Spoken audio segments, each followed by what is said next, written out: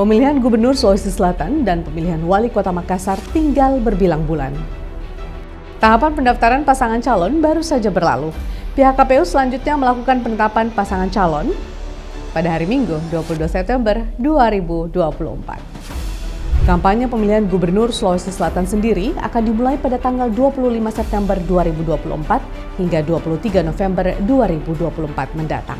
Dan muara dari semuanya yakni pada pelaksanaan pemungutan suara yang akan dilaksanakan pada hari Rabu 27 November 2024. Di pemilihan Gubernur Sulawesi Selatan, dua pasangan calon memastikan diri akan turun ke lapangan untuk merebut suara rakyat. Di antaranya adalah Andi Sudirman Sulaiman dan Fatmawati Rusdi. Selanjutnya pasangan Muhammad Ramdan Pomanto dan Azhar Arsyad.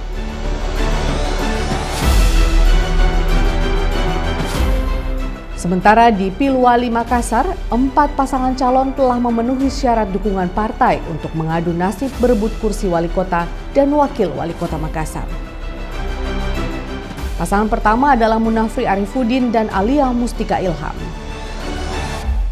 Kemudian dilanjutkan dengan pasangan Indira Yusuf Ismail dan Ilham Arif Fauzi.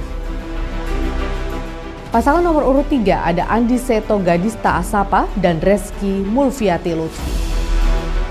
Dan yang terakhir ada pasangan Amri Arsyid dan Abdul Rahman Badong. Lantas, seperti apa gambaran strategi dan taktik yang akan dimainkan oleh para kandidat di Pilgub Sulsel dan Pilwali Makassar nanti? Saya, Veronica Moniaga, akan mengulasnya bersama narasumber yang tentu saja capable dan kredibel. Tetap di VIP Special The Candidates.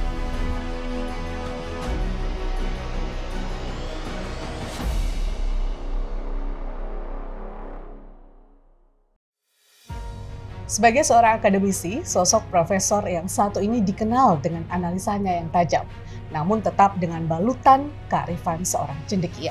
Kami hadirkan beliau bersama kami di VIP Special The Candidates. Inilah dia, Guru Besar Komunikasi Politik Universitas Islam Negeri Alauddin Makassar, Profesor Dr. Firdaus Muhammad, MA. Dan langsung saja saya sapa, Prof. Firdaus, apa kabar Prof? Alhamdulillah baik. Baik, Prof. Capek nggak sih bahas politik, Prof?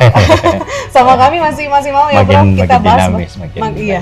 Justru semakin panas ini mungkin pasca pendaftaran. Dan kita tetap harus menghadirkan pendidikan politik pada masyarakat. Betul. Dan kita saat ini kan memang kalau kita tahu, kalau sebelumnya memang masih simpang siur siapa yang akan mencalonkan diri, ini sekarang sudah pendaftaran, sudah ada nama-nama yang mengemuka. Kita masuk dulu pertama ke Pilgub Sulsel 2024, Prof. Ada 2 paslon yang kemudian sudah mendaftarkan diri. Bagaimana Anda melihat dinamika politik saat ini di Sulsel menjelang pemilihan Gubernur Sulsel 2024? Ya, Sulsel selalu menarik dari dinamika politik, terutama menjelang pemilihan Gubernur di 2024 ini. Iya. Awalnya itu ada sejumlah kandidat sesungguhnya yang membranding diri akan maju. Gitu. Ada sejumlah politisi, tokoh, profesional yang membranding diri akan maju di Pilgub Sulawesi Selatan. Iya. Tetapi dinamikanya tetap merujuk pada partai. Jadi menunggu rekomendasi dari partai dan pada akhirnya mewacana justru kota kosong. Iya. Jadi hampir saja kita sempat berpikir akan seperti itu. Andi Sudirman Sulaiman bersama Fatmawati Rusdi Mas itu hampir saja orang menyebutnya itu kota kosong, lawan kota kosong. Iya. Tetapi kemudian ada muncul figur yaitu Pak Dani Pomanto yang lalu kemudian berpasangan dengan Azhar Arsyad, yang diusung oleh 3 partai yaitu PDIP, PKB, dan P3. Nah, sementara Andi Sudirman Sulaiman itu Kim Plus. Nah, itu. Nah, jadi dari perimbangan partai tentu sangat dominan di Kim Plus itu di Andi Sudirman Sulaiman. Iya. Nah, kalau dari segi partai, tetapi kedua pasang ini mendaftar di KPU dan inilah yang nanti akan kita bedah bagaimana pergerakan politik kedua pasang ini. Ketebak nggak sih, Prof, dari kemudian awal-awal mengemuka nama-nama yang kemudian hadir begitu, terus akhirnya pasti cuma 2 paslon ini yang akan maju? Awalnya kita itu melihat ada mungkin bisa sampai 3 gitu. Nah, Nah, tetapi kan ini yang membuat dinamis adalah putusan partai dan itu putusan dari DPP. Betul. Jadi dinamika politik di daerah itu sangat dipengaruhi dari perpolitikan di nasional di DPP. Nah, sehingga dan yang menguntungkan tentu adalah besar pengaruh dari putusan MK. Nah, sehingga tapi waktunya sangat sempit, mepet, sehingga di Sulawesi Selatan tetap saja ada kabupaten yang melawan kota kosong. Oke, baik. Nah, kembali ke Pilgub Sulsel ini, Prof, kalau tadi Anda katakan bahwa memang itu semuanya masih berdasar pada bagaimana keputusan di DPP. Memang saya sepakat juga bahwa itu cukup mepet waktunya dengan jelang pendaftaran. Nah, kalau kita melihat satu persatu atau kita bedah satu persatu paslon yang ada, kita ke Andi Sudirman Sulaiman bersama Fatmawati Rusdi yang memang punya dasar modal yang cukup besar dari kerangka atau dari modal partainya sendiri dan juga mungkin dari segi modal ekonominya. Bagaimana Prof melihat ini berdua? Sudirman Sulaiman itu awal maju bersama Profesor Nurdin Abdullah pada Pilgub sebelumnya itu lebih dikenal sebagai profesional. Bahkan hingga hari ini beliau itu tidak menjadi bagian dari salah satu partai. Tetapi pengalamannya menjadi gubernur Sulawesi Selatan, lalu kemudian maju lagi, berarti posisinya incumbent.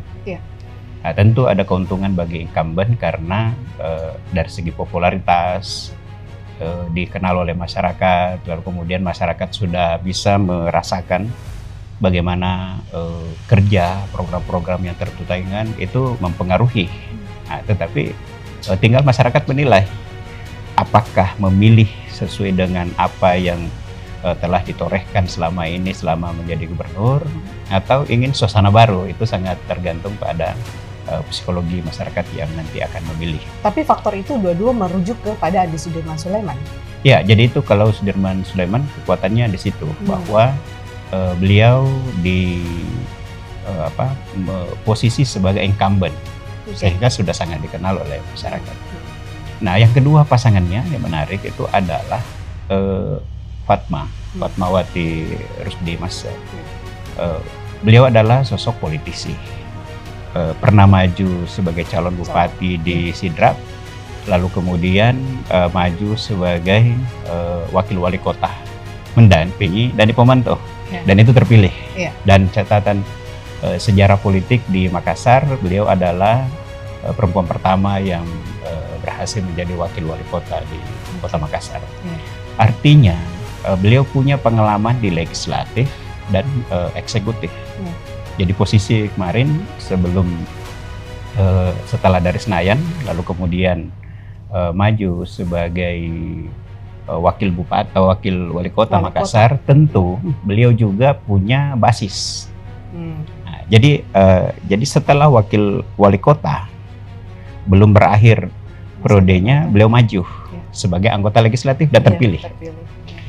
Jadi sebenarnya Fatma itu sudah memiliki basis politik, masih segar jaringan-jaringan politiknya dibanding Sudirman Sulaiman.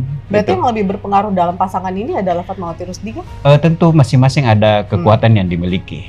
Jadi ini tidak beririsan, tinggal bagaimana mengelolanya. Jadi modal politiknya Fatma itu di eksekutif, jaringannya di Makassar ketika calon mendampingi Dani Pomanto dan terpilih. Lalu kemudian maju anggota legislatif terpilih.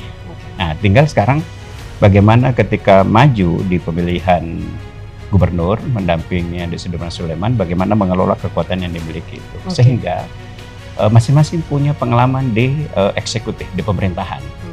Kalau Ibu Fatma menguasai pemerintahan Kota Makassar, mendampingi Pak Dani Pomanto, dan Sudirman Sulaiman di Sulawesi Selatan sebagai gubernur. Kalau pasangan calon tersebut, ya kalau kita melihat dari artikel-artikel selain mendengarkan analisa dari Pak Prof sendiri, kita lihat artikel bahwa partai yang mendukung cukup besar. Kita tahu siapa mereka, di belakang mereka pemodal-pemodal yang cukup besar yang kemudian bisa secara dominan bisa kemudian mengunggulkan mereka begitu. Tapi bagaimana dengan pasangan yang satunya, yaitu Ramdan Pomanto dan juga Azhar Asyad ini? Anda melihat mereka memiliki juga strategi khusus atau punya modal khusus untuk kemudian bisa bertarung di Pilgub 2024 ini? Ya, Dani Pomanto adalah wali kota Makassar 2 periode. Dan beliau cukup berprestasi Saya kira beliau dikenang oleh masyarakat dari berbagai legasi-legasi Kota Makassar. Dan terpilih 2 periode itu menunjukkan bahwa ada semacam harapan, ekspektasi masyarakat yang terpenuhi pada periode pertama sehingga beliau diberi kesempatan untuk periode kedua. Terpilih periode kedua itu berarti ada trust, kepercayaan masyarakat. Nah, dan itu juga menjadi modal politik dari Dani Pomanto.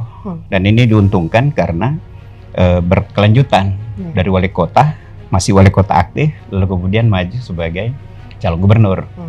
Sedikit berbeda dari Sudirman Sulaiman karena setelah gubernur ada PJ, bahkan 2 PJ mengantarai itu Pak Batiar dengan Pak Sudan. Nah itu. Jadi ada jedah. Jadi ini kalau jejaring politik itu ada jedah, kalau dari Pomanto tidak ada jedah dari wali kota. Artinya dia lebih kuat, lebih populer, lebih kemudian. Artinya ini nilai-nilai keunggulan, kekuatan yang dimiliki, modalitas politik yang bisa dikelola gitu. Jadi Pak Dani Pomanto punya power di situ sebagai eksekutif 2 periode.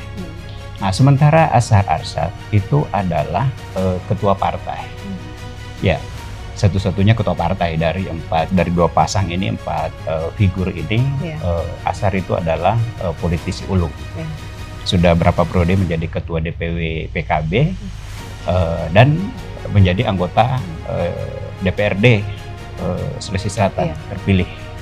Nah, pada periode pertama, beliau terpilih, lalu sekarang maju sebagai pendamping Pak Dani Pomanto. Nah, tentu sebagai anggota DPRD Sulawesi Selatan, beliau mengenal karakter masyarakat, jejaring politik, bisa mapping, dan secara geopolitik berbeda. Jadi kalau saya ini adalah paket yang sempurna, baik yang pertama maupun yang kedua, karena tidak beririsan. Ada hal yang bisa dipertemukan, tetapi itu bisa menjadi power. Tinggal bagaimana mengelolanya.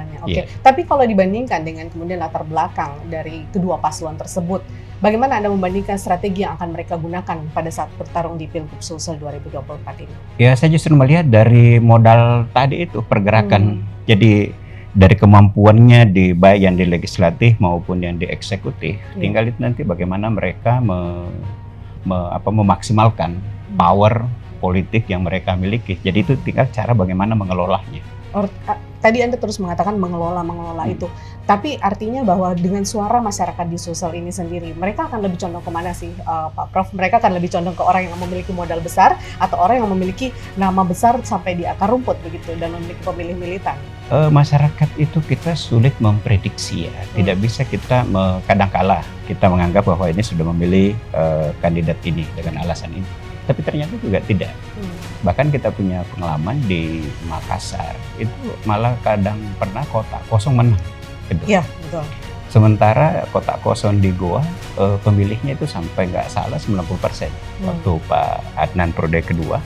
Jadi masyarakat itu sangat dinamis, kita tidak bisa memprediksi, tetapi kita selalu mengarahkan masyarakat untuk tetap berpartisipasi, dan berpartisipasinya itu murni untuk menyalurkan suaranya, aspirasi politiknya. Bahwa siapa nanti yang menjadi pemenang ya sebetulnya tergantung pada masyarakat. Dengan yang saya kemukakan tadi, bahwa masing-masing memiliki power. Kan ada juga kecenderungan bahwa orang masih suka yang incumbent. Sudirman Sulaiman dengan melihat beliau kan bisa dibilang hanya mungkin 2-3 tahun ya. Jadi dia mengisi jabatan. Tentu karena sebelumnya Pak Nurdin Abdullah, Profesor Nurdin Abdullah tentu punya konsep. Lalu kemudian kita lihat ketika Sudirman Sulaiman melanjutkan, itu konsepnya beda.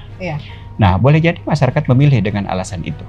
Dengan apa yang menjadi legasinya selama ini, justru masyarakat menginginkan ada kesesuaian, kecocokan. Atau bisa juga masyarakat mencari figur baru. Nah, bagaimana kalau Pak Dani yang mengelola kota lalu kemudian mengelola provinsi. Nah, dan nanti bisa saja dari konsep-konsep yang ditawarkan Pak Dani itu bisa saja juga diterima oleh masyarakat. Jadi masyarakat ini sangat dinamis. Apa memilih incumbent atau memilih figur baru.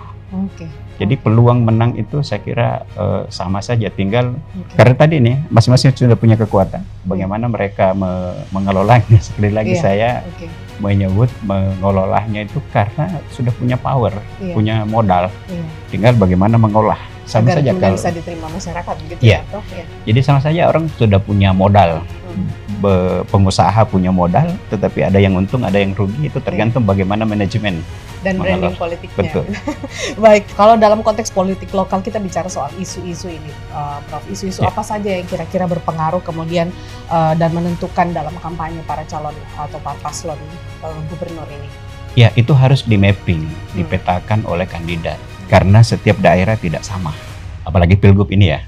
Jadi persoalan di Makassar tentu beda dengan persoalan di Maros, meskipun berdekatan. Persoalan di Parepare dengan persoalan di Pindrang berdekatan, tapi persoalannya beda. Dan itu harus di mapping di setiap kabupaten pada saat kampanye. Ketika di mapping akan kelihatan bahwa masyarakat di daerah ini lebih butuh apa, lebih cocok kita bicara apa. Jadi misalnya yang pertanian, kita bicara pertanian, yang kota, yang jasa, kita bicara jasa. Tetapi kecenderungan orang memilih itu apabila kepentingannya diakomodir. Misalnya saya petani, apa janji dia tentang pertanian? Nah, menyiapkan pupuk yang murah misalnya. Tetapi bagaimana jaminan ketika panen? Nah, bagaimana nasib kami ketika panen? Memang subur, panen besar, tetapi harga rendah. Nah, ketika mereka bisa menjelaskan gitu ya, Prof, ya? bahwa bisa mensejahterakan petani dengan kalkulasi yang logis, bisa diterima oleh masyarakat, maka masyarakat yang petani bisa memilihnya. Tetapi juga harus mengingat ada kota yang jasa, ada pedagang. Bagaimana pedagang? Nah, kalau masyarakat, jadi masyarakat kecenderungannya memilih itu adalah kepentingan apa yang saya dapatkan. Jadi ketika Anda menjadi pemimpin, bisakah jalan Anda diperbaiki? Jadi saya itu misalnya yang paling diharapkan masyarakat dirasakan itu misalkan kalau Makassar kemacetan, air bersih. Kalau di daerah yang paling dibutuhkan masyarakat diantaranya infrastruktur, terutama jalan. Tapi kan itu sudah isu lama, Prof. Artinya masyarakat masih percaya nggak sih dengan manajemen isu lokal yang diterapkan masing-masing paslon justru itu. ini? Jadi bagaimana dia bisa meyakinkan masyarakat bahwa ini persoalan yang tidak ada yang bisa menyelesaikan. Kami bertahun-tahun. Berarti ini kekuatan juga nggak sih sebenarnya buat Pak Dani Pumanta yang sudah mengelola satu kota yang cukup besar DPT-nya di situ? Tapi ingat dulu Pak Ilham itu ketika melawan Pak Sahrul. Itu Pak Ilham kalah di Makassar. Padahal wali kota Makassar. Kenapa? Karena dia tidak jaga Makassar. Dia sibuk untuk bekerja di daerah-daerah. Kalau Dani bagaimana Anda melihatnya? Kalau Dani ya tentu saja wilayahnya memang selama ini di Makassar. Meskipun kadang-kala kita menemukan brand baliho-baliho di daerah-daerah kabupaten kota. Tetapi sebenarnya Makassar sudah cukup menjadi panggung politik bagi Pak Dani karena masyarakat itu tentu sudah banyak berinteraksi di Makassar. Anaknya sekolah di Makassar, orang tuanya. Jadi penduduk Sulawesi Selatan hampir semuanya sebagian besar lah ya itu pernah mengakses aktivitas di fasilitas yang ada di Makassar. Kalau Anda lihat untuk dua paslon ini, apakah ada elemen baru dalam strategi kampanye mereka? Tentu akan ada hal-hal baru karena kalau tidak stagnan, masyarakat justru ini pergerakan masyarakat cepat sekali. Jadi kalau saya melihat bahwa strategi yang bisa dilakukan adalah memanfaatkan media sosial.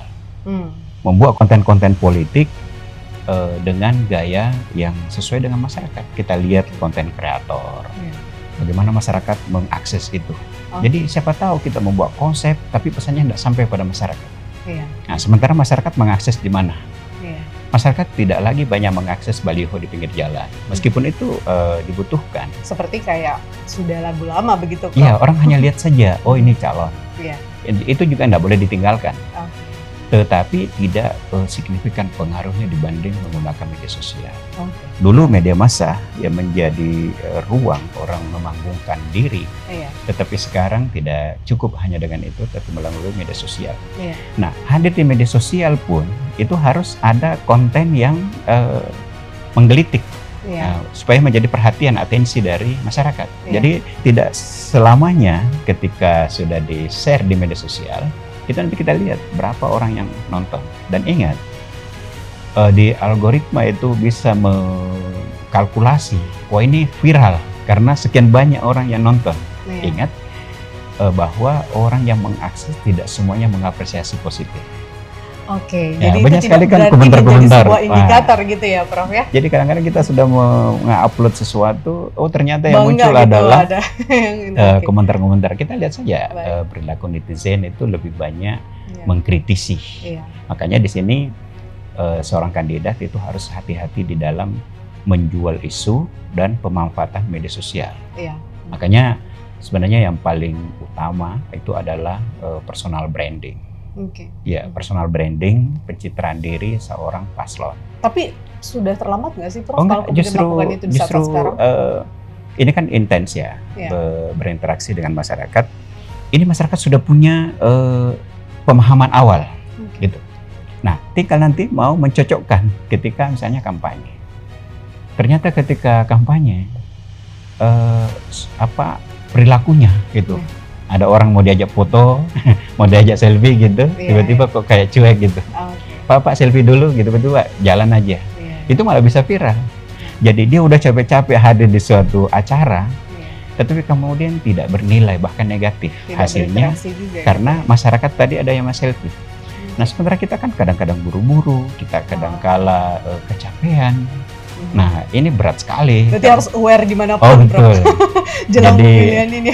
Lagi mood atau tidak, tetap harus ada. Semua undangan harus dihadiri, Prof. Nah, itu dia.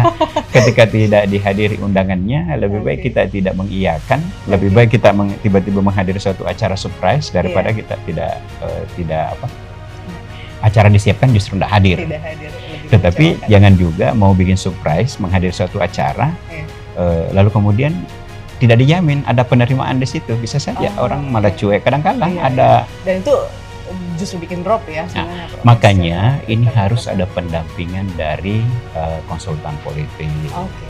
Baik. Itu ya, ada survei sebagai rujukan, lalu kemudian bagaimana mengawal sehingga ketika turun di masyarakat ada yang bisa membisikkan posisi kopiahnya, jilbabnya, make upnya gitu Saya kan. sepakat itu, Prof. Nah, Sangat-sangat ya, penting sangat sekali. perlu sekali. dan Prof. sekarang hati-hati sekali Iya. karena media sosial.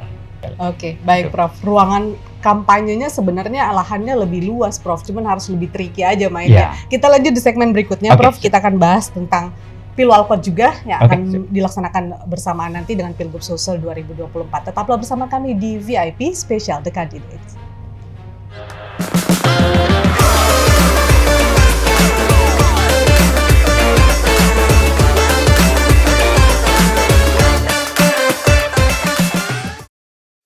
Anda kembali bersama kami di VIP Special The Candidates. Kita masih bersama dengan Profesor Dr. Firdaus Muhammad, pengamat komunikasi politik kita hari ini. Kita beralih, Prof. Tadi sudah, ini baru 2 paslon aja kita sudah cukup alot juga ya Iya. perbincangannya.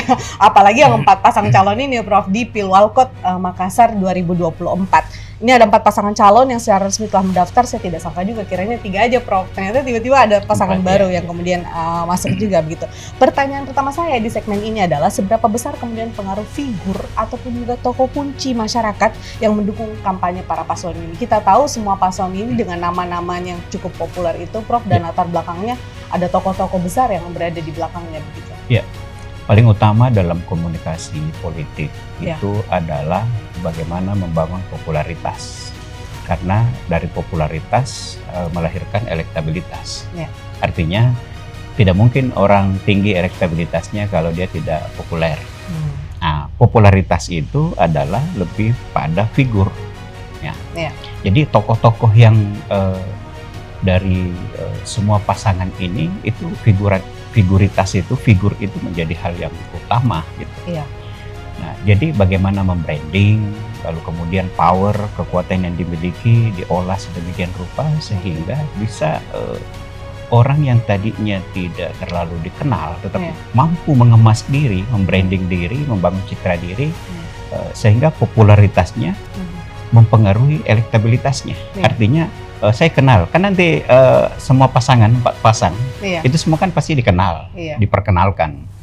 Jadi saya bisa mengenal 1 pasang, 2, 3, 4, lalu kemudian nanti di TPS saya harus memilih 1. Jadi popularitas, semuanya kita kenal, tetapi dari cara memperkenalkan diri, saya kemudian ada ketertarikan memilih nomor sekian, itu apa reasoningnya, alasan saya memilihnya adalah karena ketika dia kampanye menjanjikan ini, cara berpakaiannya, kadang-kala orang tidak melihat pada program, tetapi suka pada style, figurnya, figur, pesona persona itu penting, yang kemudian kan subjektivitas. Ketika nanti kita di TPS, kita pilih siapa itu sangat tergantung pada bagaimana seseorang ini membranding diri, apalagi ketika dipasangkan, berpasangan, bagaimana pergerakannya. Jadi memang paling penting adalah membangun ketokohan dari kandidat dan tokoh yang menjadi gate voter, tokoh yang mempengaruhi, misalnya tim sukses, juru bicara, lalu kemudian tim media dan tim pemenangan, tim sukses dengan berbagai turunannya, itu besar pengaruhnya. Jadi kadangkala ada figur yang tidak terlalu dikenal, tetapi orang yang mengemasnya itu ternyata kemudian bisa memunculkan sebagai figur dengan branding tertentu dan itu menarik masyarakat. Dan ini kan temporal. Mana kira-kira yang lebih berpengaruh, Prof? Orang yang kemudian menjadi gate voter di belakang pasangan calon, ataukah tim media yang kreatif yang bisa membentuk seorang figur pasangan calon tersebut? Orang ini tentunya yang tadi saya sampaikan adalah mereka yang punya nama besar, tempat nebeng para paslon inilah gitu. Yang mana, Prof, kira-kira lebih berpengaruh? Kolaborasi, tidak bisa berdiri sendiri. Jadi kandidat, gate voter, siapa menjadi tokoh, bayang-bayang siapa di belakangnya gitu. Baik yang memunculkan diri ataupun tidak, tetapi orang tahu bahwa dia ada di belakang layar, tetapi besar pengaruhnya. Dan tim media, karena seperti apapun sebuah kejadian, kalau dipublish bisa saja, ini framing bisa saja sebuah kejadian kecil menjadi besar ketika diolah dengan baik beritanya, tetapi bisa sebuah acara besar tetapi menjadi kecil karena media tidak mengemasnya dengan baik. Nah, tapi kalau kita kemudian mengerucut ke nama-nama paslon yang akan bertarung di Pilwalko 2024 ini kan ada orang-orang besar di belakangnya yang apakah kemudian ini bisa saja menjadi pertarungan orang-orang besar di belakang tersebut. Misalnya kalau kita lihat Munafri Arifuddin Alia Mustika Ilham, kita tahu dia akan dipimpin ataupun juga didampingi begitu oleh nama besar Ilham Arif Sirajuddin. Belum juga kemudian dari keluarga dari Munafri Arifuddin. Tidak terlepas juga ada Seto Asapa dan juga Reski Mulfiati Lutfi dan 2 pasangan lainnya Indira Ilham serta Amri Rashid dan Abdul Rahman Bando ini. Prof, bagaimana? Apakah ini nanti bisa jadi kemudian menjadi pertarungan di belakang layar orang-orang di belakang layar ini, Prof? Saya kira polanya sama ya. Jadi figur, kemudian siapa yang menjadi gate voternya, tokoh di belakangnya, tokoh yang berpengaruh yang bisa mempengaruhi masyarakat, lalu kemudian ada tim, tentu saya kira polanya sama ya. Nah sekarang kita bedah Arifuddin itu sudah ketiga kalinya beliau mengikuti kontestasi ini. Betul. Yang pertama kota kosong, nah, menang, beliau kalah. Lalu kemudian yang kedua melawan Pak Dhani, kalah lagi. Nah, sekarang maju lagi yang ketiga kalinya. Saya kira justru misalnya ya belajar dari pengalaman Prabowo, itu politik harus punya energi, stamina, jatuh bangun, tidak ada istilah kalah karena mau istilahnya alasannya mau mengabdi di masyarakat misalnya dan alasan-alasan lain. Nah, Munafri Arifuddin sebagai ketua partai, beliau sebagai ketua partai dan menjadi caleg terpilih dari Golkar. Artinya ada modal sosial bahwa Pak Arifudin Appi itu 2 kali mengalami kegagalan di Pilwali, tetapi menang di pemilihan legislatif. Betul. Nah, lalu dengan jejaring politik yang masih segar itu dirawat, dan Pak Appi sejauh ini kita lihat di media sosial, di media masih turun di masyarakat. Nah, lalu kemudian di Injury Time kemarin itu ternyata tiba-tiba berpasangan dengan Ibu Alia Mustika. Bahkan sebelumnya itu pernah mewacana bahwa Appi dengan Indira. Nah, itu. Tapi begitulah proses bagaimana paket ini terbangun. Tapi pada akhirnya di KPU mendaftar itu adalah dengan Ibu Alia. Nah, Ibu Alia punya power. Ya. Kalau tidak salah 2 kali Senayan. Ya, di partai yang sama. Lalu kemudian get voternya itu adalah Pak Ilham. Itu penarik suara, orang yang berpengaruh. Artinya berada di bawah bayang-bayang Pak Ilham dan Appi. Itu juga nggak bisa dipisahkan dari ketokohan Pak Aksa Mahmud, mertua iparnya Erwin Aksa. Itu bisa saja menjadi supporting. Artinya kalau ini bekerja, itu bisa menambah kekuatan. Ini. Itu modal yang dimiliki dari figur ini. Nah, sekarang kita lihat misalnya Indira. Indira itu get voternya adalah Pak Dhani. Beserta dengan jejaring-jejaring Pak Dhani di Kota Makassar. Ini agak unik sih, Prof, karena suaminya juga mencalonkan gitu. Itu sangat tergantung dari psikologi masyarakat. Bisa pakai 2 opsi. Dipilih karena pengaruh Pak Dhani. Karena Pak Dhani bekerja kan biasa itu beriringan. Di Pilgub beriringan dengan Pilwali. Jadi 1 kali kerja, Pak Dhani kerja juga Pak Ibu Indira. Dan uniknya ini, menariknya karena partainya sama. Jadi nggak ada irisan. Karena PDIP, PKB, P3 sama koalisinya di provinsi sama dengan di Pilwali Makassar. Nah, satu kan anak dari Amirus Kara. Jadi ini sebenarnya menariknya Pak Dhani maju di Pilgub. Lalu kemudian Ibu Indira maju. Suami istri. 1 gubernur, 1 wali kota. Pak Amirus Kara maju di Goa. 01 Goa. Lalu kemudian anak Amirus Kara maju di Pilwali Makassar 02 dari Ibu Indira. Nah, tentu ini get voter dari Pak Dhani maupun Amirus Kara itu bisa memberi supporting, lebih paham tentang peta politik di Makassar. Nah, itu bisa menjadi nilai plus. Tetapi kalau tidak diolah dengan baik, justru masyarakat bisa menilai sebaliknya. Menilai sebaliknya itu seperti apa, Pak? Misalnya suami, kemudian istri, itu bisa saja kita tidak bisa mendikte psikologi masyarakat. Makanya tadi kita bisa saja melihat bahwa justru itu menjadi potensi positif. Tetapi kalau tidak diolah dengan baik atau justru negatif kampanye dari lawan politik memainkan itu dan tidak mampu mereka membendung, itu bisa melahirkan persepsi-persepsi di masyarakat dan masyarakat bisa dipengaruhi. Itu. Jadi ini lagi bahan potensi yang bisa dikelola sedemikian rupa karena ini bisa berdampak positif, tetapi kalau tidak diolah dengan baik justru bisa sebaliknya. Nah, lalu kemudian Seto. Nah, ini fenomenal karena pasangan muda tetapi dari partai besar. Dan kalau mesin partai di provinsi bekerja untuk memenangkan Pilgub, figur yang diusung di Pilgub dengan figur yang diusung di kota, partai ini bekerja menyelamatkan, membawa bekerja untuk 2 pasangan ini. Maksudnya pasangan untuk Pilgub ini bisa menjadi ekor jas terhadap pemilihan wali kota. Nah, Seto bisa di situ. Karena juga Seto punya pengalaman politik sebagai Bupati Sinjai. Nah, kemudian Rizky itu kalau tidak salah dari Nasdem, representasi Nasdem.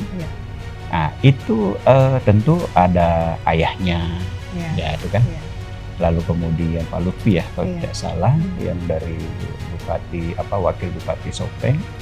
Dan Rizky ini kan Pak Lutfi itu kan besan dari Pak Sahrul. Iya. Nah, itu kan punya simpul-simpul, itu Iya. bisa dimanfaatkan. Tapi cukup percaya diri juga pasangan muda ini kemudian maju berada di list Ya, mereka yang sudah jadi senior. di era perpolitikan sekarang, dari pemilihan yang lalu kita Iya. bisa berkaca bahwa kemenangan Prabowo Gibran itu tidak semata-mata karena kekuatan politiknya Pak Prabowo dengan posisi Jokowi sebagai presiden, tetapi memang ada ketertarikan anak terhadap figur milenial Gibran.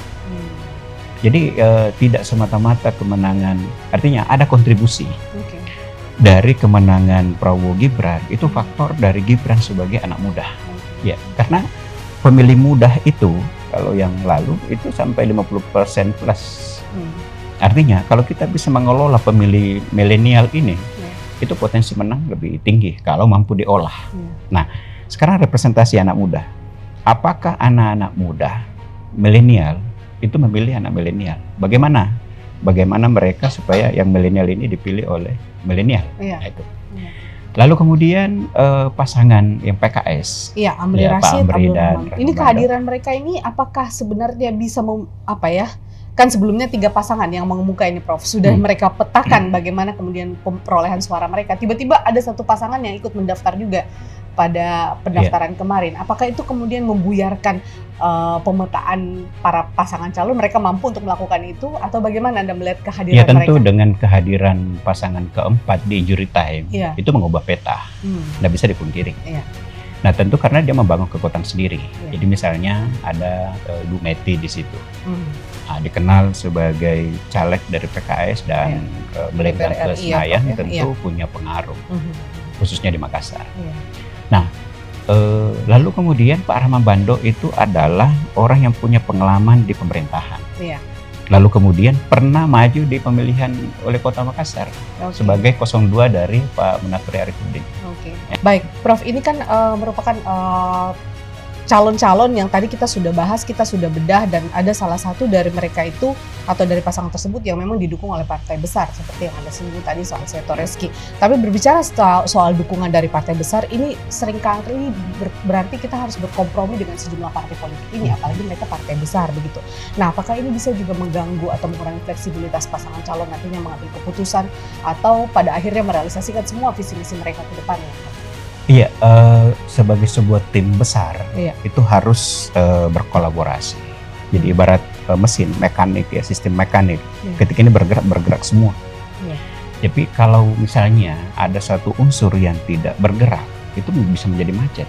Kalau sistem mekanik semua harus bergerak. Makanya partai itu harus memberi ruang kepada fleksibilitas tadi ya, bahwa kandidat tetap harus menjadi dirinya sendiri dalam pengertian dia yang menjual dirinya gitu, memperkenalkan diri kepada publik. Jangan kemudian semua ditekan, jangan ini, kemudian jangan itu, kamu ya harus begini. Ketika menjadi boneka itu tidak fleksibel dan itu menjadi tekanan kepada kandidat. Tetapi kandidat juga tidak bisa diberi ruang sebebas-bebasnya, tetap harus koordinasi. Karenanya memang seperti ini. Untuk proses pemenangan itu dibutuhkan ada survei. Kalau mereka kemudian juga bergerak dalam konteks manajemen isu misalnya, apakah isu-isu perkotaan ini juga bisa menjadi salah satu hal yang penting yang bisa mereka jadikan sebagai strategi kampanyenya, khususnya untuk paslon ini, Prof? Justru itu yang utama sebenarnya. Jadi orang kamu memilih. Nah, ini beratnya politik adalah bagaimana mempengaruhi orang dan menjaga gitu pengaruh itu sampai di TPS. Jadi kehebatan komunikasi politik seorang politisi adalah ketika dia berhasil membranding diri, popularitasnya, elektabilitasnya sampai orang memilih di TPS. Nah, sekarang apa alasan orang memilih? Harus ada reasoning. Ini pemilih rasional. Tentu harus ada alasan. Saya memilih kandidat ini, pasangan ini dengan alasan apa? Itu tadi, bahwa orang merasa ada keterwakilan, bahwa saya terwakili. Kalau dia yang jadi, saya akan seperti ini yang saya dapatkan. Misalnya, Makassar itu sebagai kota jasa, tentu perekonomian, harus ada kepastian hukum, pajaknya terlalu tinggi misalnya, Itu parkirnya penting, nggak Prof. teratur, jadi pelayanan Iya. publik itu yang paling penting. Apa Iya. yang kemudian saya rasakan? Kemacetan, Mhm. banjir, Iya. gitu. Mhm. Lalu kemudian biasa justru banjir sekalian. Tapi kalau kemarau susah air. Oke. Prof Firdaus, Anda Iya. sudah bertahun-tahun mungkin ya menganalisa para paslon dan bahkan tokoh-tokoh yang hadir di Pilwali kali ini pun atau Pilgub kali ini pun pernah Anda analisa juga sebelumnya pada kontestasi yang sebelumnya Iya. begitu. Kalau untuk Pilwali sendiri dari segi apa ya, kemampuan begitu, taktik, siapa yang lebih dominan, Prof? Tentu siapa yang paling banyak berinteraksi dikenal oleh masyarakat. Siapa, Prof? Potensi itu ada. Lalu kemudian ada pada kandidat tertentu, Oke. tetapi kadangkala orang jenuh.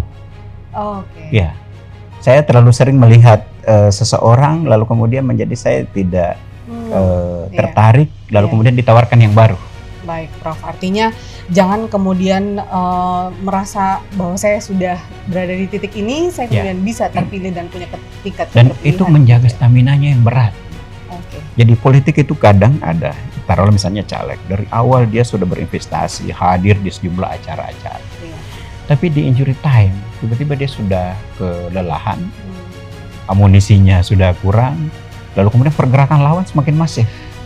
Nah, jadi mulai dari mulai dari daftar KPU, ini justru harus masih terus bergerak Baik. dan harus memanage. Jadi strategi kemenangan itu, misalnya Makassar ini harus di mapping. Oke. Di mana basis saya, Iya. di mana basis ini. Harus kuasai dulu basis. Jangan kemudian mau mengcover, kalau nggak salah 14 kecamatan ya. Iya. Harus menguasai berapa suara yang dibutuhkan. Baik. Dari sekian jumlah jumlah suara dari sekian TPS, ratusan TPS, berapa ya TPS Makassar? Itu harus dipastikan bahwa ada basis saya harus menang di wilayah ini. Baik, Prof. Karena kadang orang malah digembosi di dapilnya, Iya. di TPS-nya. TPS-nya, iya. Nah, jadi dari sejumlah TPS, kemudian wilayah itu harus ada yang dikuasai dan dikawal. Baik. Kita tidak bisa satu kandidat menguasai 14 kecamatan Baik. secara. Kadang-kadang malah orang kadang kalah di situ karena menyamakan semua wilayah.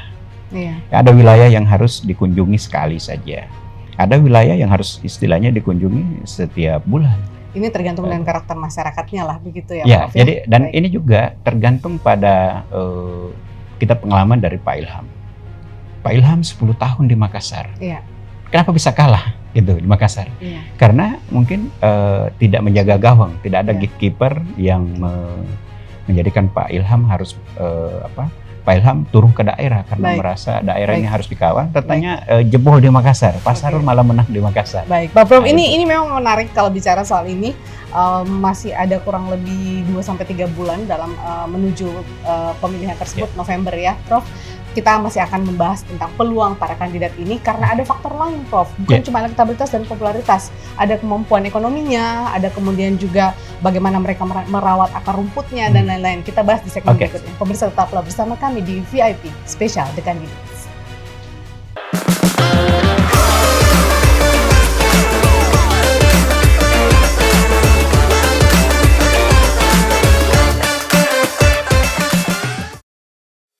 Anda masih bersama kami di VIP Special The Candidates dan kita masih bersama dengan Profesor Dr. Firdaus Muhammad. Semoga Anda belum bosan karena kita masih terus akan menggali bagaimana peluang para kandidat. Harusnya Anda penasaran karena ini calon pemimpin Anda nanti di Makassar dan juga Sulawesi Selatan. Betul ya, Prof ya? Harusnya masyarakat jangan apatis tapi masih mau untuk tahu begitu siapa yang kira-kira punya potensi. Nah, kalau bicara soal pemilihan, Prof, kontestasi, pilkada, pilwali, atau apalah namanya, pileg, dan lain-lain, kita tidak bisa terlepas dengan isu finansial. Nah, seberapa besar sebenarnya kekuatan finansial para para pasangan calon ini untuk menentukan peluang mereka, khususnya yang bertarung di Sulsel dan Makassar, begitu, Prof? Finansial ini menjadi faktor paling menentukan kemenangan kontestasi. Ya, karena memang butuh biaya besar. Mulai dari KPU saja itu miliaran anggaran, ratusan miliar anggaran yang digunakan oleh KPU. Itu hanya untuk administrasi. Nah, belum lagi kalau mobilisasi masyarakat, ongkos politik yang mahal. Gitu. Nah, tentu orang bicara miliaran. Kalau pilgub itu ratusan miliar. Iya. Gitu. Dan memang itu sudah harus menjadi salah satu modal dari para paslon ya. Nah, sekarang sumber uang itu di KPU dibolehkan orang mengambil sumbangan yang tidak mengikat dengan nominal tertentu.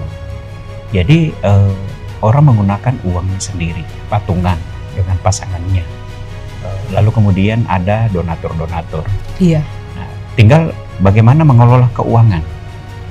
Nah, tentu penguatan pada tim, survei harus dibayai mahal karena konsultan politik dengan survei di situ harus menjadi mahal karena profesional. Iya. Karena kalau hanya abal-abal itu malah bisa digunakan untuk menggiring opini publik. Dan biasa ada survei seperti itu hanya sekali pakai gitu. Iya, betul. Karena yang dijaga trust masyarakat. Nah, jadi ongkos politik sangat mahal.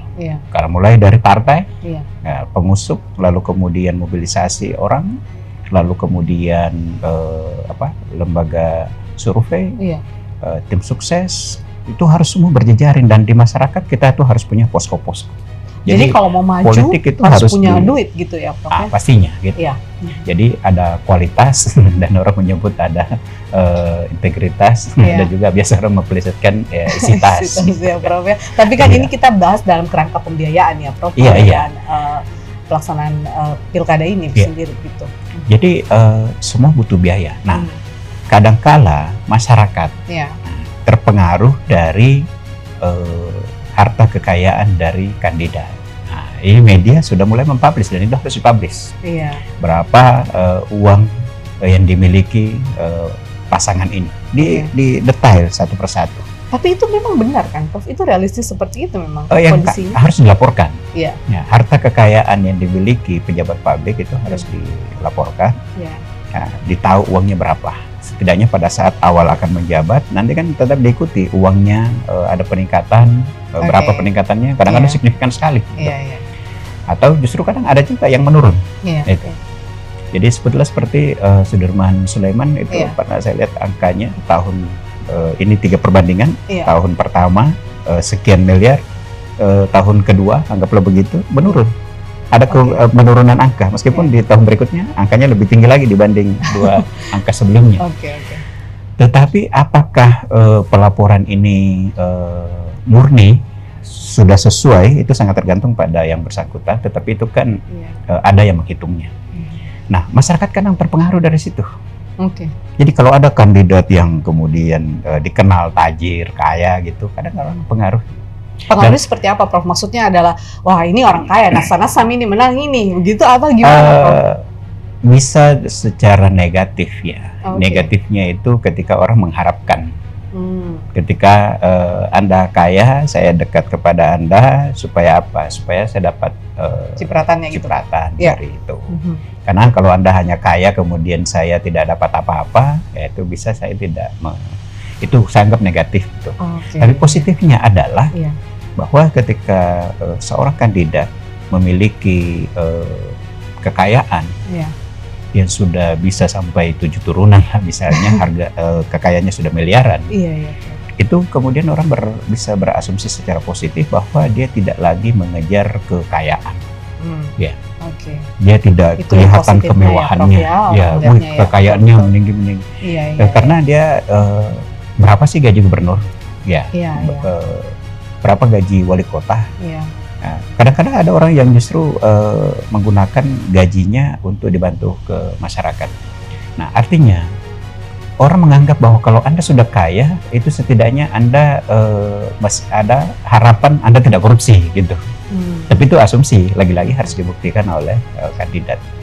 Jadi memang terjun di dunia politik itu harus memiliki investasi yang deposito cukup yang besar. cukup besar banget, Prof. Nah, tetapi bukan berarti ketika ada orang yang hidupnya sederhana seperti Aziz Kahar Musakar bisa juga terpilih karena modalitas sosialnya tidak diukur hanya dengan ekonomi, tetapi investasi sosial. Tapi misalnya, di masa sekarang masih ada nggak sih, Prof? Apa artinya pemikiran-pemikiran semacam itu? Ada figur yang tidak terlalu kaya. Tetapi ada yang membackup dan itu boleh-boleh saja. Orang yang membackup selama, nah ini juga kadang dikhawatirkan kalau yang membackup itu adalah orang kaya yang kemudian punya kepentingan terhadap kepemimpinannya, itu yang harus diwaspadai. Karena biasa juga ada pejabat publik yang kemudian justru menjadi boneka. Karena ada remote control dari orang-orang yang donatur. Dan donatur biasa juga gaya menyumbangnya dagang. Artinya saya memberi sekian modal, nanti saya dapat proyek ya. Okay. Jadi uangnya tidak kembali tapi proyek jalan. Bayangkan kalau tambang yang dia kelola. banget itu Prof penambahannya. Nah, tapi artinya isu money politics ini memang tidak pernah lepas ya Prof. Dari dulu kita membahas soal pemilihan, baik itu kepala daerah, presiden, ataupun juga saya tidak kemudian menjustifikasi bahwa itu digunakan atau itu adalah memang yang terjadi, tapi isu itu selalu muncul Prof. Itu selalu digali oleh baik jurnalis ataupun juga black campaign yang mengemuka bahwa uang itu selalu digunakan untuk membeli suara Prof. Nah, di masa sekarang ini masih begitu kuatkah hal tersebut atau justru itulah potensi itu faktor terbesarnya Prof? Kalau kita baca disertasi dari sahabat saya, Profesor Burhanuddin Muhtadi, saya biasa diskusi sama beliau, lalu kemudian melihat dari disertasinya kemudian dibukukan, malah judul bukunya itu Kuasa Uang, kan? Itu memang mengkhawatirkan sekali. Pengalaman-pengalaman dan memang secara teori juga menunjukkan bahwa money politik uang itu orang biasa plesetkan uang yang maha kuasa gitu. Artinya kalau kontestan ini memanfaatkan memanfaatkan momen kontestasi ini dengan saweran, itu hampir apa yang menjadi harapan-harapan kita dari strategi-strategi apa yang dibicarakan tadi itu bisa menjadi rusak. Ya, kita bagaimana personal branding, bagaimana ketokohan, bagaimana get voter, bagaimana isu dikembangkan. Tetapi kalau money politik itu ibarat kayak tsunami gitu. Iya, betul. Jadi apa yang sudah terbangun idealisme yang muncul tiba-tiba hilang aja begitu saja. Jadi ketika masyarakat kita membiasakan diri menerima, maka disitulah harga Anda gitu. Nah, dan jangan mengharapkan lagi. Jangan mengharapkan jalan bagus, jangan mengharapkan pelayanan ini. Jadi masyarakat itu menerima uangnya, ya. Lalu kemudian ketika orang itu terpilih kan jangan berpikir lagi mau memikirkan Anda gitu kan. Justru itu sama saja Anda mengambil uangnya, lalu kemudian mempersilahkan. Ambil tangan kanan mengambil uangnya, tangan kiri mempersilahkan. Silahkan Anda korupsi. Seakan-akan ya begitu. Anda ngambil lebih sedikit sebenarnya uang yang Anda bayar di dia diambil lebih banyak. Dia terima 300.000, dia ngambil 300 juta korupsinya. Itu sebenarnya yang harus disadarkan masyarakat. Kadang malah sebaliknya masyarakat sebagian tapi ada yang terjadi meskipun tidak dominan bahwa kita ambil uangnya. Karena setelah itu masyarakat nggak ada apatis kan, nggak bisa diharapkan saya mendapatkan 100.000, 200.000, dan memang siapa yang kuasa menahan diri ketika sudah di depan mata, gitu. Ketika sudah ini uang, gitu. Ketika saya mau menolaknya, mampu nggak saya menolaknya? Apalagi yang disasar mungkin masyarakat. Nah, ini masyarakat tidak paham dari dua aspek.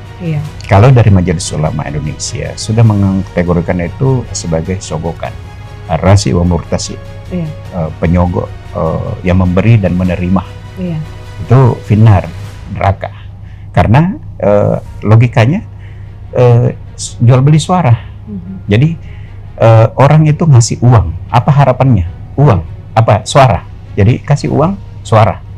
Nah, kalau ini di masyarakat dikasih uang, ya, lalu kemudian mengambil uang itu. Jadi itu yang mencederai tadi, demokrasi. Semua digadaikan hanya dengan 300.000. Nah, kandidat yang tidak punya kompetensi personal, tetapi tajir atau ada donaturnya, itu bisa menang. Karena pengalaman ada caleg di satu lorong, tidak pernah dia sosialisasi. Tetapi timnya yang ngasih sembako, kasih uang, itu kemudian memperkenalkan. Ingat, pada coblos ini, gitu. 27 September, November ya? 27 November, pilih ini, itu. Hanya mengantung itu, dan biasanya ngasihnya pada hari H. Jadi sambil fajar gitu, biasanya akrabnya disebutnya. Sudah orang sudah sebutnya serangan duha, lebih siang lagi gitu. terima, Lebih lalu kemudian datang. Iya. Jadi hanya menghafalkan sepanjang jalan Iya. nomor ini. Iya. Ingat, dia nggak tahu orangnya yang mana. Aduh. Jadi misalnya ada anggota legislatif terpilih Iya.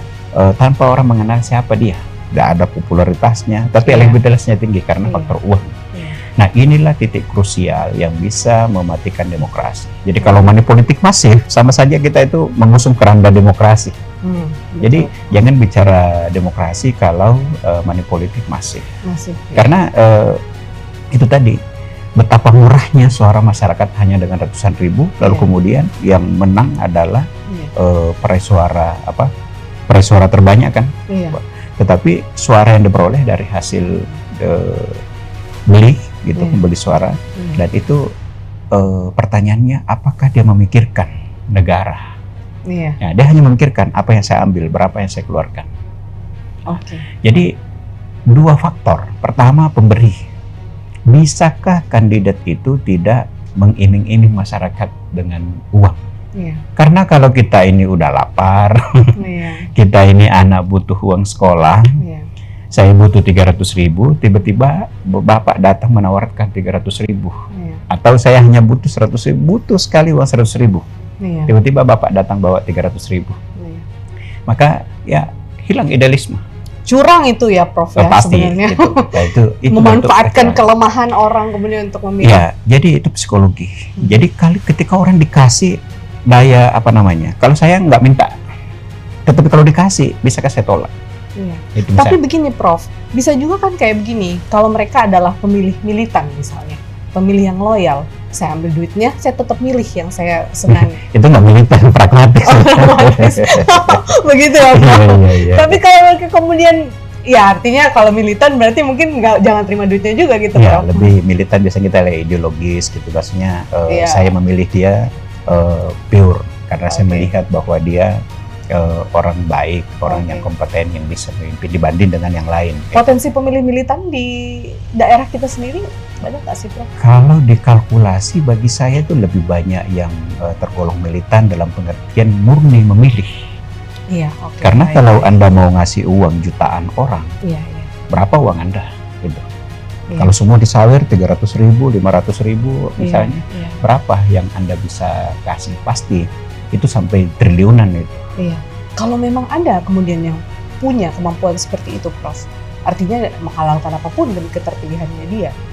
Harus diingat bahwa masyarakat kita tetap punya kontrol. Oke. Iya. Mhm. Jadi tidak mungkin orang sekampung itu Iya. bersepakat memperlihatkan menonton kemungkaran gitu, kezaliman, cara yang salah. Jadi orang melihat wah ini membiarkan saja. Enggak. Iya. Pasti ada di antara mereka yang melakukan penolakan. Oke. Nah, yang parah ketika orang justru kadang-kala juga masyarakat ambil uangnya tapi tidak pilih. Iya. Gitu. Justru menjadi Rugi punishment. sebenarnya. Iya. Ambil uangnya, jangan pilih dia. Hmm. Nah, itu juga salah. Iya. Makanya kita tidak henti-hentinya berbicara di hadapan masyarakat. Iya. Itu semata-mata sesungguhnya adalah edukasi politik. Iya. Karena pasti ada orang yang terpilih, Iya. ya kan? Mhm. Ketika pilgub, satu pasang atau dua pasang atau berapa pasang Iya. akan terpilih. Iya. Iya. Yang kita lihat adalah bagaimana proses keterpilihannya. Iya. Apakah karena money politik, karena kecurangan, Oke. gitu. Oke. Nah, Baik. Tidak mungkin kita juga bisa berbuat baik kalau dengan cara-cara tidak baik. Iya. Gitu. Dan money politik itu apapun alasannya tidak baik. Oke. Baik. Itu tadi dari MUI. Dari regulasi Undang-Undang Pilkada, PKPU, di Bawaslu, aturan-aturan semua itu jelas terang benderang pelarangan terhadap money politik. Iya. Bahkan kalau dulu undang-undang aturan ya bahwa yang memberi ketika didapat itu bisa dianulir. Iya. Sekarang bertambah memberi dan menerima. Iya. Jadi kalau ada masyarakat menerima ada yang memberi, kemudian ada yang menerima, Iya. kemudian terekam dengan baik, ada saksi, ada bukti, itu bisa mempengaruhi kandidat yang sudah terpilih pun bisa dianulir Oke. ketika bisa dibuktikan. Oke. Hanya saja, adakah keberanian masyarakat melaporkan? Iya. Ketika orang sudah melaporkan, apakah kemudian ditindaklanjuti? Apalagi waktunya kan sangat sempit, Iya. laporan dari KPU.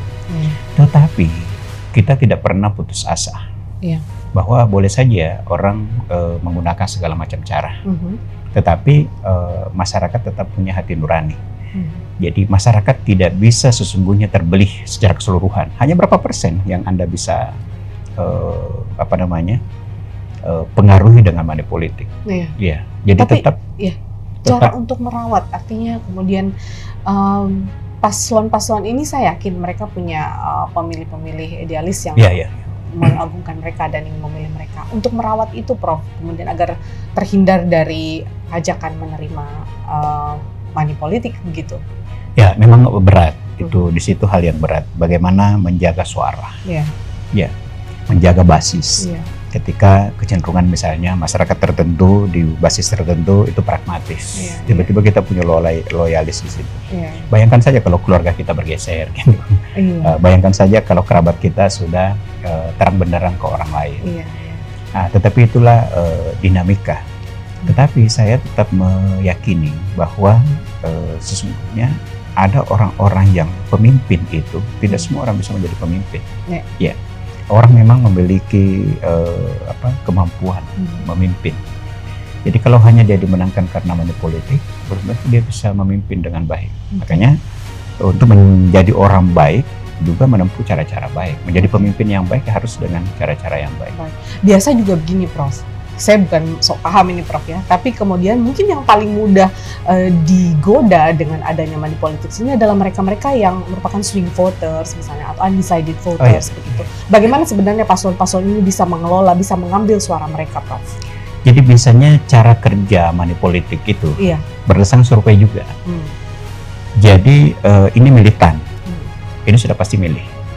Ini nggak dikasih uang, paling hanya difasilitasi, dijaga terus, uang ngopi, kumpul, kegiatan-kegiatan, tetapi tidak disawer 100-200 gitu. Ini basis. Tetapi ketika dipetakan berdasarkan survei, ini wilayah lemah, ini sulit. Nah, saya nggak bisa kelola ini. Sulit dalam pengertian sudah wilayah lawan. Iya. Sehingga saya ini sudah aman, saya amankan ini saya tidak garap karena sudah dikapling pihak lawan. Pihak lawan. Iya. Nah, sekarang ada swing voter. Iya. Masa mengambang. Dia tidak ke sini, dia akan memilih. Dan selalu jumlahnya juga kadang-kadang banyak seperti itu. Iya. Orang akan memilih, tetapi menjelang hari H pun dia tidak menentukan pilihan. Dia menentukan pilihan di TPS. Iya. Nanti datang di TPS kemudian milih. Iya. Nah, itu kemudian yang rawan money politik. Artinya dari konsultan politik dengan mapping melihat ini tidak usah dikasih, ini tidak usah dikasih, yang dikasih malah yang swing voter karena masih bisa dipengaruhi. Iya. Dia tidak ke sini, tidak ke sini. Nah, untuk mempengaruhi itu siapa yang ngasih uang. Iya. Artinya yang potensial terpapar money politik itu adalah memang pemilih mengambang. Masih besar potensi mereka, Prof, di Sulsel ini. Ya tentunya. Jadi artinya begini, kalau ada tim yang aktif membagi-bagikan, daya tolak masyarakat rendah ya ketika dikasih. Karena ngasihnya juga kan kadang-kadang banyak dalihnya gitu. Kadang-kadang orang dikasih tiba-tiba dilempar saja sarung apa gitu depan rumah. Terus kemudian ada foto gitu ya. Nggak tahu siapa yang ngasih gitu. Tiba-tiba ada gitu. Atau memang ada juga kadang karakter karena masyarakat kita sebagian ya. Tapi ada yang justru bertanya, adakah gitu. Adakah berharap justru ya, Prof, ya? Nyari duitnya lihat hal-hal seperti karena itu. Tidak menganggap itu salah. Ada masyarakat yang belum sampai pemahaman bahwa budaya. Itu salah. Iya. Jadi mengharap. Iya. Ya. Dan ketika dikasih diambil. Nah, kita mau sebenarnya kayak bikin video bahwa ketika orang dari jamaah masjid ibu-ibu dikasih uang langsung udah jangan. Nah, sebenarnya kita mengharapkan edukasi dari Bawaslu justru prakteknya. Ketika turun di masyarakat itu harus bagaimana diedukasi masyarakat bahwa itu tidak boleh. Tetapi jika kita harus hati-hati mengelolanya karena kalau masyarakat ini nggak boleh, itu nggak boleh, masyarakat nanti malah merasa tertekan dan bisa mempengaruhi partisipasi. Jadi ke masyarakat terintimidasi. Oh nggak boleh ini, nggak boleh itu. Nah, atau masyarakat misalnya jadikan saksi, bapak jadi saksi, ibu jadi saksi. dibawa ke Bawaslu Iya. untuk diperiksa proses money politik. Wah itu bisa membuat masyarakat menjadi tertekan. Iya. Ya itu ketika dia seperti diadili di situ. Iya. Nah, nanti berikutnya nggak mau lagi milih. Oh, Atau sebaliknya, kemarin udah dikasih uang, iya. ketika ada dari pileg dikasih uang, Hmm. ini pilkada dikasih uang lagi, berharap lagi karena sudah Iya. pernah sebelumnya. Oh. Dan itu tadi Itu sudah mental begitu, Prof? Sudah mentalnya seperti itu? kita berharapnya tidak demikian, bukan menjadi mental, bukan Oke. menjadi budaya, Mhm. tetapi bisa saja berkesinambungan. Nah, makanya kita mengharapkan masyarakat semakin tersadarkan bahwa money politik itu haram, nggak Oke. boleh, Baik. membahayakan. Karena Baik. daya rusaknya sangat tinggi. Iya. Money politik itu daya rusaknya, pertama orang mengeluarkan uang. Iya. Bayangkan kalau sampai ratusan miliar, bayangkan kalau sampai triliun. Hmm. Bagaimana itu kembali dalam 5 tahun? Iya. Ada caleg yang mengeluarkan miliaran sampai selesai periodenya nggak sampai. Iya. Nah, tetapi ada juga yang tiba-tiba kaya raya hanya mengeluarkan 1 miliar, sekarang asetnya misalnya 5 miliar. Itu dari mana? Itu dari mana? Iya, baik. Iya. Baik. Jadi Prof. ini yang kita hindarkan pada kandidat dan masyarakat untuk menghindari money politik. Oke. Yang ada adalah ongkos politik. Ongkos Oke. politik itu misalnya kalau kita bertemu lalu kemudian ada minum, Iya. ya kan hal yang wajar Iya, gitu. iya. Tetapi kalau sudah dalam bentuk kasih Mm-mm. 300.000, Iya. 500.000, Iya. itu sudah money politik. Oke. Karena tidak langsung saja back cash, karena mengharapkan apa? Suara. Iya. Tapi kalau kita ngopi, masa saya undang Mbak V lalu kemudian saya suruh bayar gitu kan. Oke, oke. Ketika saya bayarkan, itulah ongkosnya. Oke. Tetapi kalau saya kasih, Iya. nah, itu money politik. Oke, baik, Prof. Nah, Kita pemahaman masyarakat Iya. terhadap itu masih rendah. Dan Iya. ini merusak demokrasi kalau Iya. berkelanjutan. tapi sangat baik juga kemudian kita memberikan edukasi itu dan berulang-ulang menyadarkan mereka. Kita harus menyadarkan Iya. masyarakat merasa bersalah kalau Iya. melakukan hal itu. Oke, kita tinggalkan isu money politics Ayo. atau uang begitu, Prof, yang menjadi salah satu faktor penentu. Tapi ada juga tadi Anda singgung soal popularitas, elektabilitas. Mana sebenarnya yang lebih unggul begitu menentukan tingkat keterpilihan seseorang? Seidealnya sih mungkin biasanya orang elektabilitas ya begitu, tapi mana sebenarnya, Prof, kalau di masyarakat saat sekarang ini? Ya, itu prosesnya panjang. Iya. Jadi mulai dari personal branding, Mhm. pencitraan diri, itu mulai dari fashion, penampilan, Iya. gitu kan. Oke. Penampilan Anda itu sangat berpengaruh. Mhm. Nah, lalu kemudian ketika penampilan bagus, gestur lagi harus bagus. Iya. Cara jalan, senyum pada masyarakat. Kita tidak berkata apa-apa, tapi kita senyum, melambai-melambai, Iya, itu iya. gestur. Tapi kalau kita itu ke branded gitu, jalan, menunduk, orang Kesannya arogan gitu ya, iya, Prof. lewat, oh siapa itu? Iya, iya. Nah, itu penting. Oke. Lalu kemudian, nah terpenting lagi bagi seorang politisi adalah pada retorika. Karena kadangkala justru dari ucapan orang sudah 10 hari bicara, tiba-tiba kita ada omongan yang salah. gitu. Betul, Prof. Itu pernah terjadi juga ya Ah, kalau kita lihat di nasional Artinya, juga. biasa ada Iya. orang yang justru ketika, terutama debat ya, Iya, Prof. debat orang itu kelihatan sekali siapa retorikanya bagus. Nah, soal bagaimana fashion penampilan, Iya. bagaimana gestur, bahasa tubuh, bagaimana retorika itu satu kesatuan Iya. untuk membangun popularitas. Iya. Nah, ketika popularitas terbangun, baru nanti elektabilitas. Artinya tidak mungkin orang pilih kalau nggak kenal. Iya. Nah, itu. Mhm. Nah, menjadi terkenal itu juga berat karena ada kontestasi. Iya. Kalau saya hanya memperkenalkan sendiri diri saya, itu banyak cara bisa saya lakukan. Iya. Tapi ketika berkontestasi, maka saya harus mengikuti irama lawan. Wah, ini lebih terkenal. Iya, iya. Jadi tingkat popularitas. Tapi ingat bahwa popularitas tidak menjamin elektabilitas. Oke. Ya, artinya orang yang popularitas lebih tinggi, lalu kemudian ada orang yang belakangan baru membangun popularitas, Iya. itu bisa punya keterpilihan karena tadi psikologi masyarakat. Saya yang mau baru. Kalau ini saya sudah sangat kenal. Tetapi ini ada pendatang baru. Packagingnya lagi iya. ya itu, Prof. Saya tiba-tiba kayaknya bagus ini.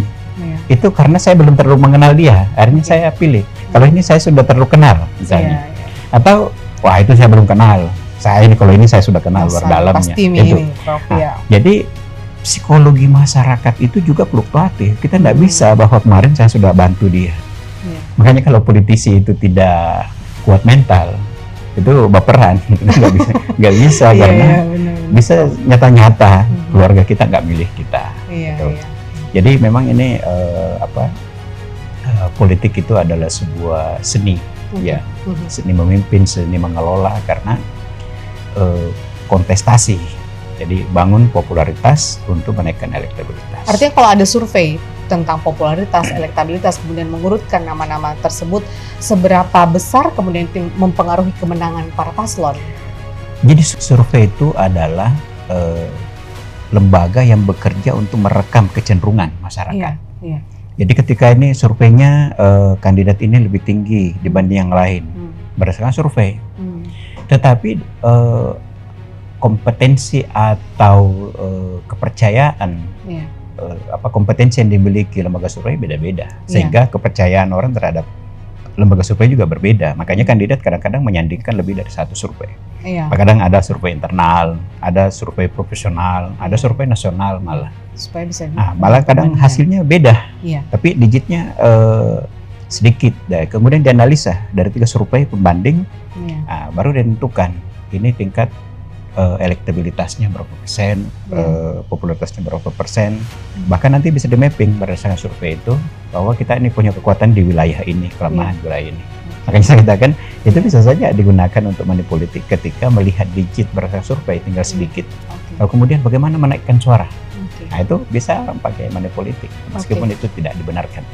Nah jadi karena survei ini berdasarkan rekaman kecenderungan pilihan masyarakat, maka itu yang dijadikan rujukan. Bahkan kadangkala ada tim yang merilis, untuk apa? Mempengaruhi orang bahwa tingkat survei kandidat ini lebih tinggi dibanding yang lain.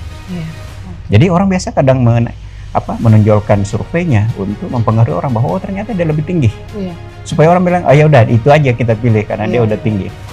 Tetapi kadang juga survei ketika dipublish justru lawat membaca kekuatan kita, dan tidak jarang terjadi orang yang dianggap unggul tadi tinggi surveinya tiba-tiba anjlok di hari H. Karena apa? Justru lawan menggunakan money politik, menggunakan black campaign, negatif campaign, dan cara-cara lain, bahkan sampai kekerasan dilakukan untuk mengembosi. Nah ini. Jadi ketika survei dipublish, ada lawan membaca dan menggunakan cara-cara. Berarti yang tinggi poinnya itu juga harus berjaga-jaga dan waspada untuk itu ya. Tetapi bisa juga untuk menggiring opini publik, ya bahwa ini surveinya lebih tinggi. Jadi biasa ada kandidat yang minta pada lembaga survei, tolong dipublish. Ada kadang survei tidak mau, karena kadang juga ada kandidat mendikte survei. Nah, survei ketika menggrade menaikkan suara kandidat sementara tidak sesuai dengan fakta lapangan tapi hanya mau mempengaruhi opini publik, biasanya dampaknya jadi bumerang pada lembaga survei. Nah, itu bukan kandidatnya, lembaga surveinya dianggap abal-abal, padahal ada teman dari lembaga survei ternyata saya katakan kenapa survei Anda salah waktu itu, katanya ditekan oleh kandidat harus rilis lalu kemudian harus menonjolkan. Karena ini kan kalau tidak dilakukan tidak dibayar, rugi. Tetapi kerugian lebih besar ketika kehilangan kepercayaan. Jadi lembaga survei atau hasil survei itu memang bisa digunakan oleh kandidat untuk progres dari pergerakannya menjadi acuan. Tetapi survei itu tidak permanen.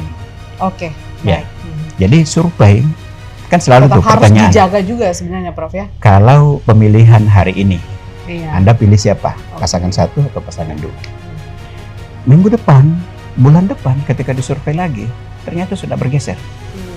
Seandainya bisa orang ditanya, pada waktu yang lalu Anda pilih si ini, si A misalnya. Lalu kemudian pada pilihan berikutnya kenapa pilih B atau nomor 2 gitu. Kenapa dulu nomor 1 pilih nomor 2? Dulu nomor 2 kenapa kembali ke nomor 1, beralih ke nomor 1? Nah, itu pasti ada pengaruh determinan dari aspek tertentu. Mungkin black campaign, negatif campaign, atau justru pencitraan yang berlebih terhadap kandidat tertentu yang kemudian mempesona orang terpengaruh. Baik, Prof. Tadi kan kalau kita lihat berarti memang faktor-faktor tersebut sangat berkorelasi satu dengan yang lain untuk saling mendukung lah tingkat keterpilihan atau peluang kemenangannya. Bagaimana dengan partai pendukung yang mana memiliki tokoh-tokoh besar di nasional, itu biasanya kemudian menjadi salah satu perhitungan dari kalangan menengah atas mungkin Prof untuk memilih oh dia didukung partai ini, wah ini partai pemerintah misalnya gitu. Masih berpengaruh untuk saat ini Prof? Ya, sekali lagi saya katakan cara mengelolanya. Jadi tokoh besar itu tidak menjadi jaminan bisa menjadi gate voter yang mempengaruhi peningkatan suara. Tetapi kadangkala itu menjadi penentu. Oh ternyata ini faktor tokoh ketika di merawat ketokohan dari orang yang dari tokoh partai misalnya, dari ketokohan apa karena partainya partai besar yang bergerak, mesin partai bergerak, atau ada tokoh yang bekerja, itu bisa mempengaruhi. Tetapi justru bisa juga memberi menjadi bumerang.